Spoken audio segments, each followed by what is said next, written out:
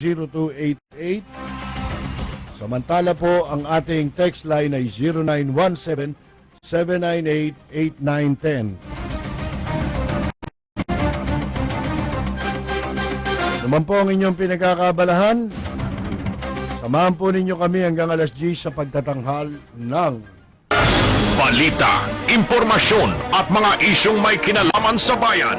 Lahat isisiwalat ng walang takot, lilinawin, hihimay-himayin, matapang, ngunit malalim at makatotohanang komentaryo sa Lapid Fire, kasama si Percy Lapid.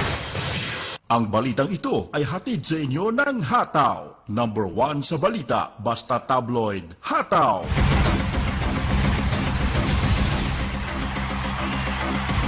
Hindi po natin makakasama ngayong umaga si Rose Novenario. Medyo napagod siya kahapon sa pagko-cover ng inauguration sa Malacanang. Bukas sa Lunes na siguro makakapasok si Rose Novenario. Mga kaibigan, meron mga nagagalit. Bakit? Sa social media, may mga nag-text, may mga nag-message din sa atin tungkol po sa presence ni Erap Estrada kahapon sa inaugurasyon Ayun. ni President Duterte, mga kaibigan. Siyempre, yung iba hindi nila nalalaman yun.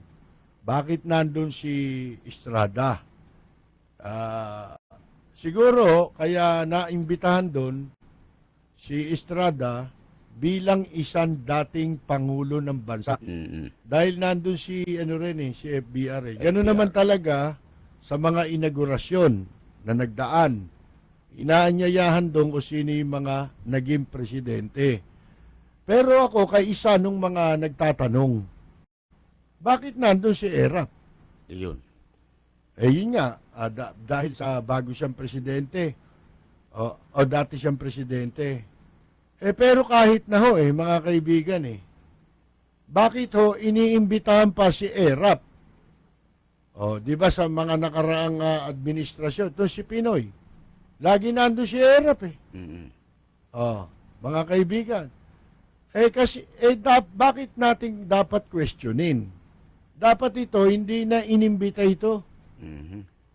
Kasi wala ng titulo si Erap bilang dating presidente. Ang titulo na ni Erap, convicted plunderer, ousted president. Bakit kasama ka pa ron? Ngayon, kung talagang pwede yun, pwede pala yun. Ba't hindi nila isinama si GMA?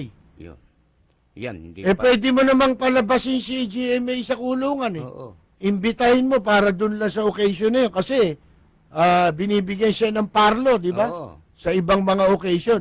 Especially ito, inauguration. Sana, pinadalo nila si GMA doon sa okasyon sapagkat si GMA hindi pa convicted. Yung convicted, pinapunta nyo. Yung hindi pa convicted, hindi nyo inimbita. Talaga magtataka tao. Bakit nandiyan si Erap? At saka masagwan tignan. Yun Sa pagkasabi mo nga, pagka-presidente niya, nabaliwala Nung patalsikin Pagka sinuka ka ng taong bayan, Iba ibig yun. sabihin, titanggalan ka ng mandato ng taong bayan. Ang pinakahuli mong titulo, yung ousted president. Ngayon, pero ito, marami din naman na nakapansin na si Era po, dinedma ni ni President Duterte. Ilang beses na tinangka niyang mabola, utuin si Duterte para makausap, hindi siya pinansin, tinilikuran na siya pagkatapos siyang kamayan Yun naman kasi, puro mga seremonya lang yun Kumbaga, lang yun. Tawag doon? Protocol yun na dapat sundin ng presidente. Pero sa palagi ko, kung si Duterte masusunod, ayaw niyang nandun si Erap. Kasi nga po, yung kanyang reaksyon kay Erap, bakas na bakas mo sa mga nakapanood sa television eh. Kitang-kita nila na ilang beses yun, no? Ilang pagkakataon eh, nagtatangka si ERAP. At pangalawa, ang pagitan lang ng upuan ni Duterte kay ERAP eh, si FBR. Napapagitnaan nilang dalawa si FBR. Ay, samantalang naunang naging presidente si FBR, di ba, dapat yata baliktad sila ng upuan ni ERAP. O doon pa lang makikita mo. At doon sa ano na yon, yung pagkakaayos ng upuan nila, si Duterte ni minsan hindi kinausap si ERAP. Nag-uusap sila ni FBR, pero si ERAP nagpaparamdam na nakikinig siya, pero hindi siya pinapansin ng dalawa. Nabanggit mo yung protocol. Isa rin sa protocol yun na ituturing. Yung kakausapin mo lang, dating presidente yun eh. Di ba?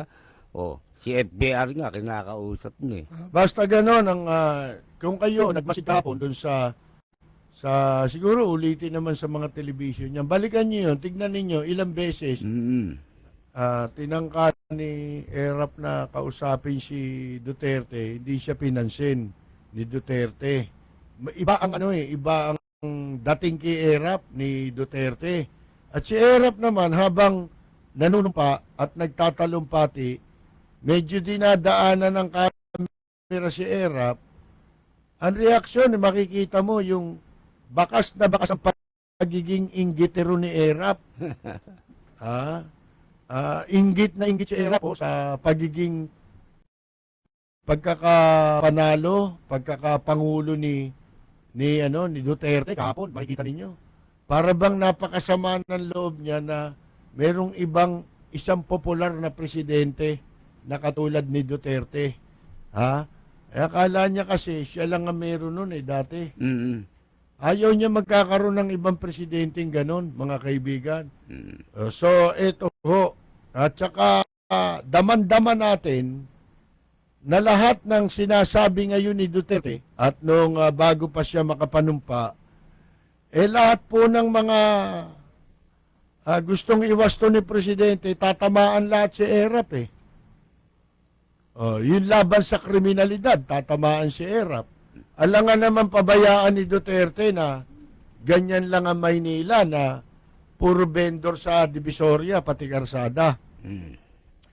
Pababayaan ba ni Duterte na yung mga plaza, may batas po yan para sa mga hindi nakakaalam, yung pong paglalagay ng mga vendors at kung ano-ano pang mga katarantaduhan sa mga plaza, katulad dyan sa Loton, merong illegal terminal, merong illegal vendors.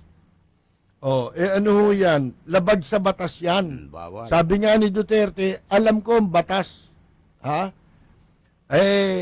Bakit ho bawal yan? May batas nga eh.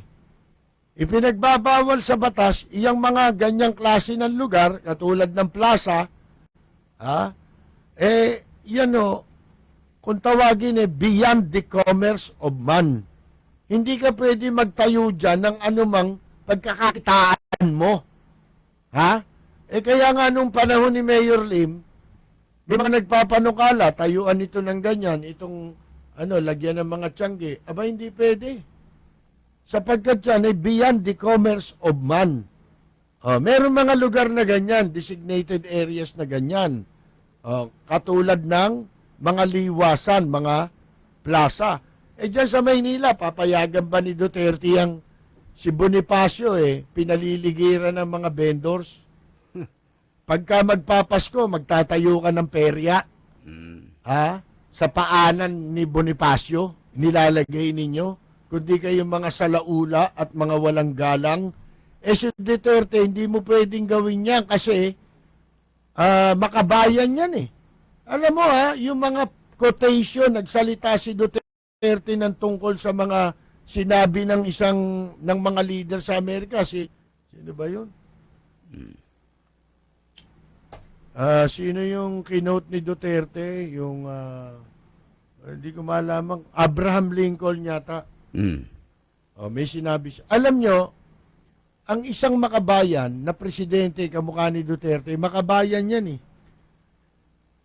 pagka bumigkas ang isang leader ng mga winika ng ibang leader, yan, tandaan ninyo, asahan ninyo, makabayan yan. O, mga kaibigan, ngayon, daman-daman na ni Erap, na hindi na siya pwedeng magyabang. Napansin niyo ba si Erap ngayon? Nakapagyayabang pa ba si Erap? Wala na. Yung ginawa niya sa panahon ni Pinoy, dahil kasabwat siya ni Noynoy Aquino, lalo na sa mga negosyo ng telecommunication, mga kaibigan, at biniyayaan pa nga ni Pinoy yan, binigyan pa ng exemption niya, naglabas pa ng kung ano-anong decree, ng kung ano-anong decree si Noynoy para ideklara nga economic zone yung yung building ni Erap diyan.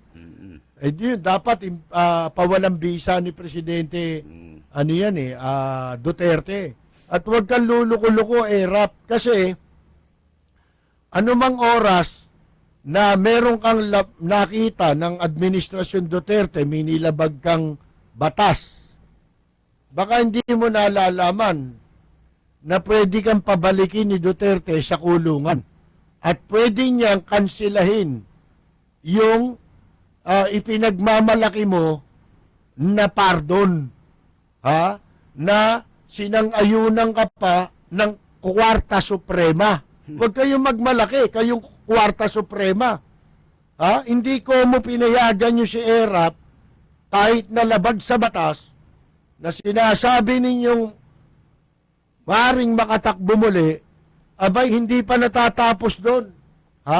Si Erap po, oras na nakita ni Presidente Duterte na merong paglabag si Erap sa batas, dahil nga po siya ay pardon lamang, ay pwede siyang pabalikin ni President Duterte sa bilangguan para ipagsilbihan niya yung sentensya sa kanya na habang buhay.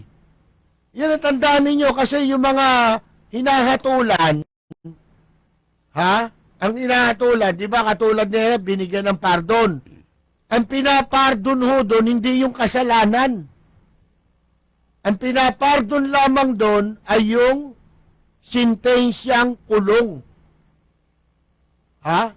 At hindi rin pinapardon yung pong ipinababalik kay Erap na ninakaw niya na hanggang ngayon di niya binabalik. Yun po, violation na pardon yun Yung hindi pagsasauli ni Erap na dinambong niyang kayamanan sa taong bayan, na sabi ng Sandigang Bayan, ibalik niya kasabay ng hatol sa kanya ng habang buhay na pagkabilanggo. Hindi ba? Yung pananatili ng accessory penalty, bilang accessory penalty, yung pong pinababalik kay Erap na pera na ninakaw niya. Hindi niya pa binabalik hanggang ngayon. Abay, pwedeng maging dahilan yan para si Erap ay pabalikin ni President Duterte sa bilangguan. Yun ang nagpapatunay na conditional pardon yan Balita, impormasyon at mga isyong may kinalaman sa bayan. Lahat isisiwalat ng walang takot. Lilinawin, hihimay-himayin, matapang, ngunit malalim at makatotohanang komentaryo sa Lapid Fire. Lapid Fire. Kasama si Percy Lapid.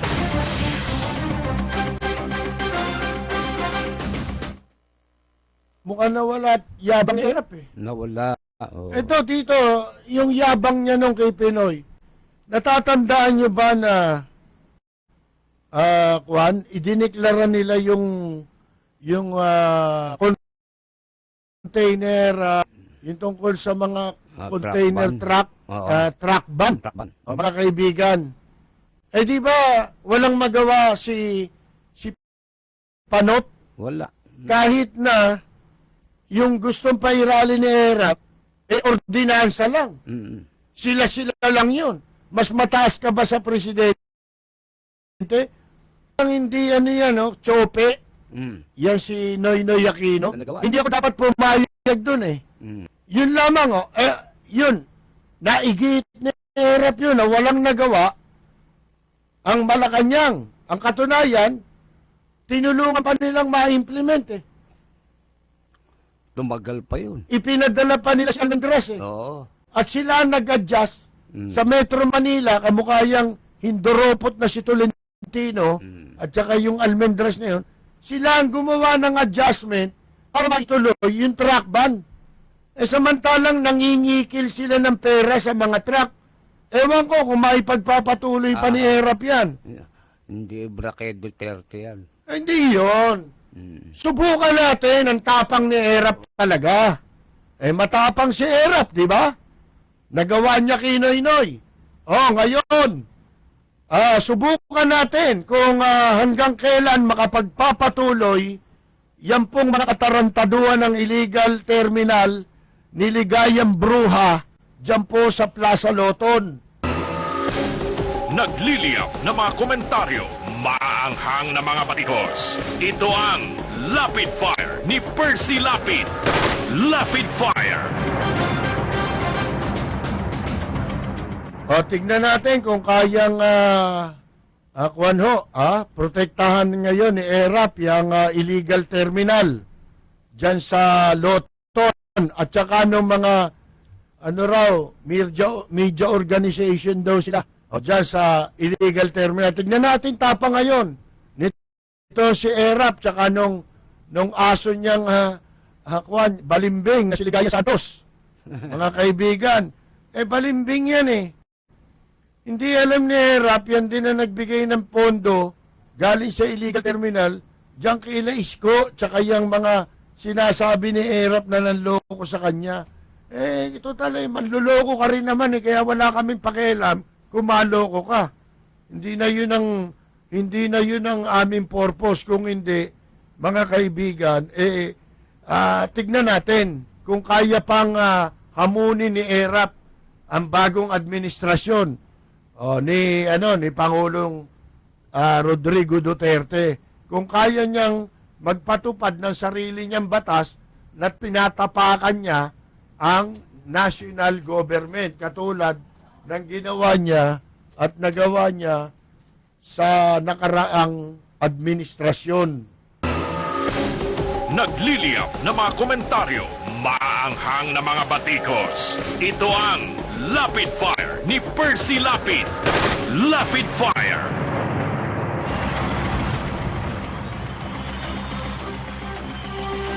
Meron po tayong tawag sa line 1. Nasa linya po natin si Ginoong Raul Lioles. Magandang umaga po, Mr. Lioles. Katersi, magandang umaga. Opo. Katersi, hindi rin natin tiyak kung ba't nandun si Erap. Baka naman dahil siya ay mayor ng Maynila. Alam mo naman ang Maynila, andyan ang Malacanang. Bilang dating presidente, Oo.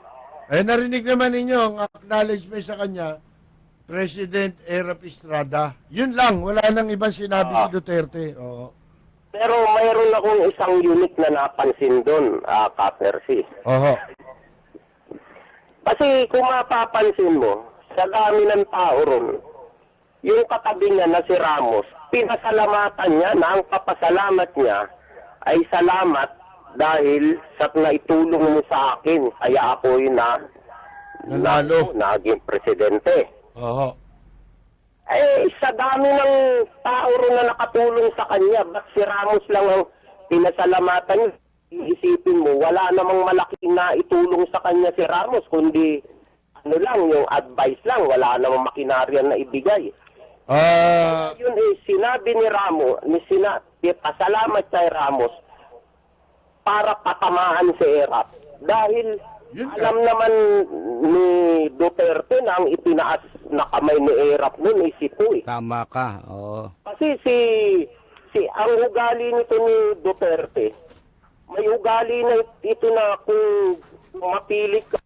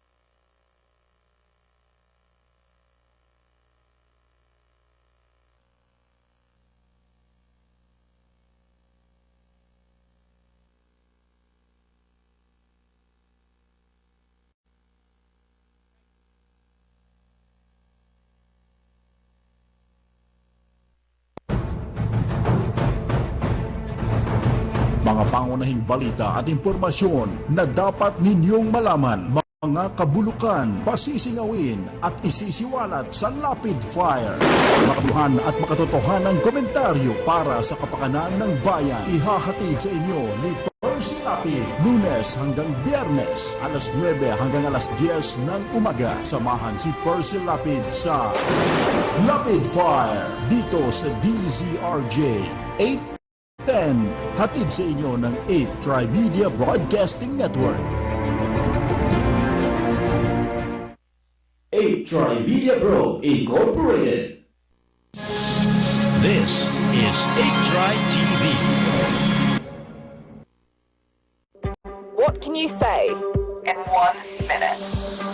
BBC Minute at MGMT. BBC Minute with me, Vic and Dan. It's 9:30 in Myanmar. This is still a BBC Minute is the world's news stories in 60 seconds. BBC Minute. The world in 60 seconds. BBC Minute. This is the BBC Minute. Tune in to the BBC Minute. Weekdays on DZRJ 810 AM, the voice of the Philippines. Be part of the revolution. Be part of the revolution.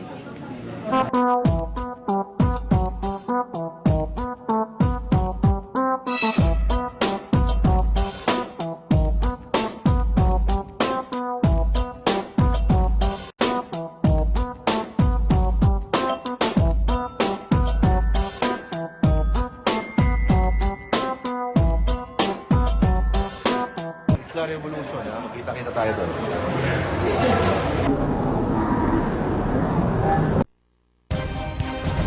Balita at impormasyon sa mga napapanahong kaganapan, makatotohanang komentaryo at tunay na public service. Usapin sa kalusugan, entertainment, mga gimmick at papremyo. Lahat yan narito sa 8 Trimedia Broadcasting Network, ang himpilan ng bawat Pilipino.